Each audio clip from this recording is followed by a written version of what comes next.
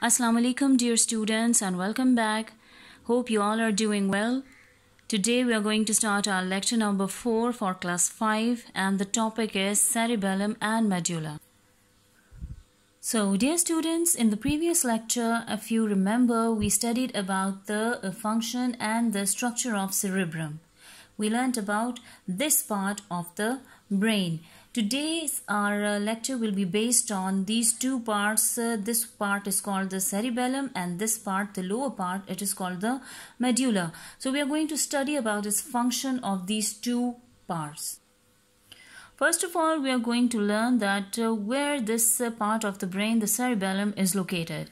This part of the brain is located below the cerebrum. Here, this pinkish part, you can see it has been highlighted in order to recognize it carefully. So this part of the brain is called the cerebellum. It is located below the cerebrum. This part is the cerebrum.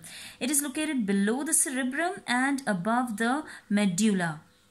Where is its location? It is located below the cerebrum and above the medulla. Now the function of the cerebellum. The first function of the cerebellum is, as you can see, the balance of the body. Balancing of the body means that how you handle your body when you are walking, when you are sitting, you are standing. All this thing, balancing is done by one of the organs which is present inside the ears. And that organ is called the semicircular canal. It helps to balance your body. But still, again, we are going to say that this balancing of the body is controlled by one of the parts of the brain, and that is the cerebellum. The second function of cerebellum is the movement of muscles and joints. In the previous class, in class 4, you have learnt about the musculoskeletal system in detail, in which you have studied that how the muscles and the joints of the skeletal system helps you in walking, in running, in jumping and doing other activities. So these movement of the muscles and joints, they are controlled by the cerebellum. All this running, walking, jumping, these are called the physical activities. Apart from running, walking and jumping, the exercise, doing exercise and gymnastics, playing volleyball, playing cricket, all these are also called the physical activities. These physical activities are controlled by the cerebellum of your brain. Third part of the brain is called the medulla. Medulla is also called the brainstem. It is located below the cerebrum and the cerebellum. Like it is the lowest part of the brain. Now comes the function. But before going into the details of the function, let me tell you that this medulla part, it goes down into your vertebral column. You know what is a vertebral column?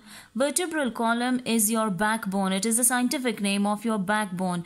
So this brainstem or medulla, it extends into your vertebral column, which is also called the spinal cord. Now let us study about the function. So the functions which are performed by the medulla are all involuntary actions. In the previous lecture, I told you about the voluntary actions, that they are those kind of actions which are performed willingly. Like if you want to perform that function, that will be performed. If you do not want to perform that function, it won't. But in involuntary actions, these actions are those kind of actions which are automatic. Like these functions are performed automatically. Whenever these functions have to be performed, they are just done by themselves. So such kind of actions are called involuntary actions, and they are performed by your medulla. Breathing. Breathing is performed by the medulla. It is an involuntary action. Digesting of the food. Like you take in the food, but you do not instruct your brain to your stomach to digest it.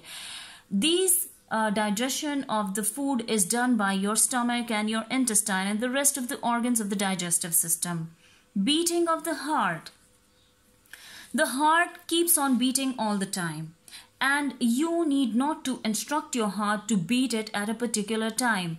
It is your heart that it knows when to beat and whenever it has to stop. So beating of the heart is also involuntary actions, and these are performed by the medulla. Let me tell you one thing more, that if you keep on sleeping, your medulla is that part of the brain which is awake all the time. Like it doesn't sleep.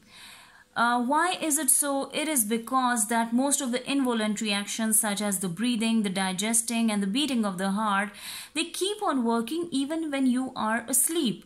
So this medulla has to control all these functions. That is why it doesn't sleep when you are sleeping. That's all for today, dear student.